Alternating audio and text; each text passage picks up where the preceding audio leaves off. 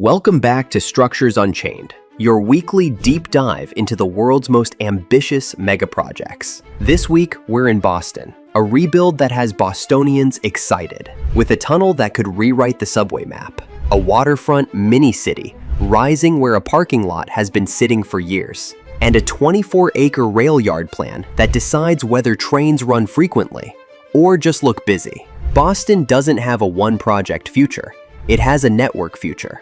So from 2026 through 2032, Boston's real strategy is simple: close the gaps. If you've ever tried to get from East Boston to Cambridge, you felt the flaw in Boston's map. The blue line and the red line still don't connect cleanly. So one simple trip turns into stacked transfers, extra walking, and a commute that feels longer than it has any right to. The fix is almost comically short, about 0.4 miles of tunnel. A surgical extension that would push the blue line past Bowdoin and finally link into Charles MGH station. This tunnel is a network reset, because the first win isn't speed, it's simplicity. One less forced move, fewer people flooding the same downtown transfer points, less pressure on Government Center and State Street on the days the system is already at its limit. And here's the reality check for this project. The line doesn't live or die in the tunnel boring. It's reliant on the handoff between final design, funding, and construction staging. The boring gates that decide whether the connector becomes a real build or stays a permanent next phase. If Boston lands it, the subway map finally behaves like the city actually works. And once that knot loosens, the center of gravity starts drifting toward the places Boston is trying to turn into real neighborhoods on the water. Columbia Point has been one of Boston's strangest contradictions, a waterfront location that doesn't feel like a waterfront neighborhood. For years, the Bayside Expo site has been a giant blank patch, an asphalt scar in a city that doesn't have many blanks left. And Dorchester Bay City is the attempt to erase that scar at full scale. What are your top priorities, and how is your leadership and planning guidance for the city going to change going forward? So I think the way I think about my vision for the work we're trying to do is to cause the development review process. We have over 43 million square feet of commercial and residential. Making the development process much more accessible to Bostonians, creating a more transparent process where people can really understand and see how their input and the meetings they're going to translate into developments in their neighborhood.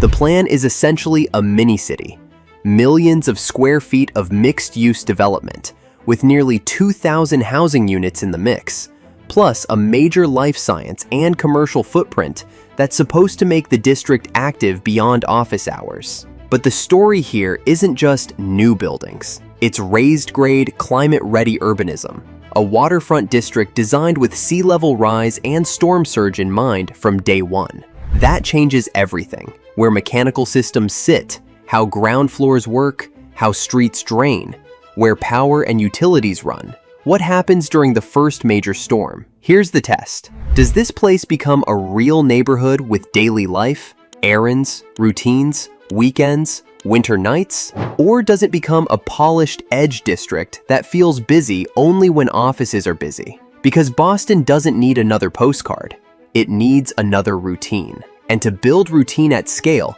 Boston keeps returning to one solution: innovation districts that manufacture jobs. Which brings us to Allston, where Boston has land, ambition, and a long history of almost. Allston has always felt like Boston's next, the kind of place with space and adjacency, but not enough gravity to feel inevitable.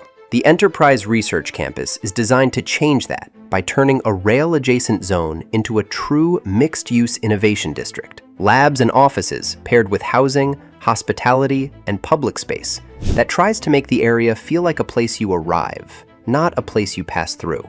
The key shift is timing. In 2026, the conversation moves from construction progress to operational reality. Leases, lab fit-outs, building systems, public space completion, and whether the district actually creates daily foot traffic instead of isolated bursts. Because here's the hard truth about innovation districts: the skyline doesn't prove anything. Tenants do. The test isn't whether ERC opens, it's whether it pulls real anchors and real energy without becoming another insulated campus that people enter and exit like a controlled zone. If it succeeds, Allston stops being Boston's edge. It becomes a second corridor of gravity. And when you create new gravity, it forces an old question back onto the table.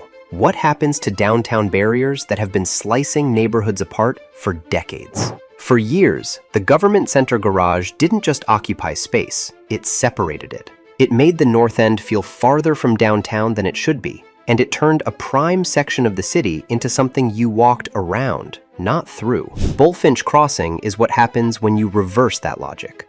You remove the divider, then build density and public space in a way that reopens movement. One Congress has already landed as a major anchor, but the 2026 to 2027 period is where the district's real identity gets decided. More residential, more retail, more street-level continuity, and a pedestrian realm that can actually stay alive after business hours. This is a Boston-style mega-project win. It's not a single building, it's new routes, new desire lines, shortcuts that become habits, a downtown that feels stitched instead of segmented. And if Boston can stitch the historic core, the next question is whether the transit system can breathe enough to support growth everywhere else. Because frequency doesn't come from optimism, it comes from operations. Which leads to the least photogenic project on this list, and possibly the most important.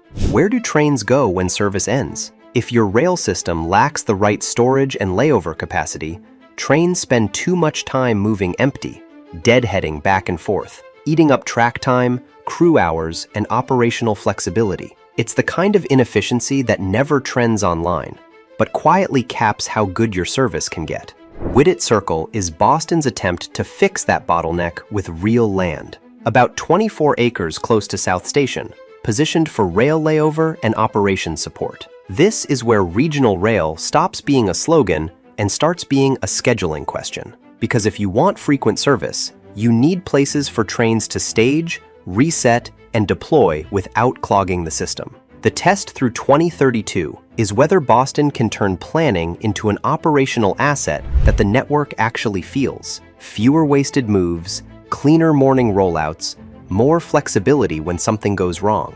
Success here looks boring.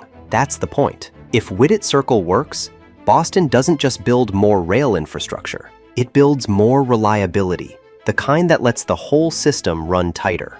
Boston's next orbit isn't one skyline moment, it's friction removal, a small tunnel that rewires the subway map, a waterfront district engineered to survive the future it's being built into, an Allston innovation campus that tries to create a second gravity corridor, a downtown repair job that replaces a divider with routes, and a rail operation strategy that decides whether more frequent service becomes real.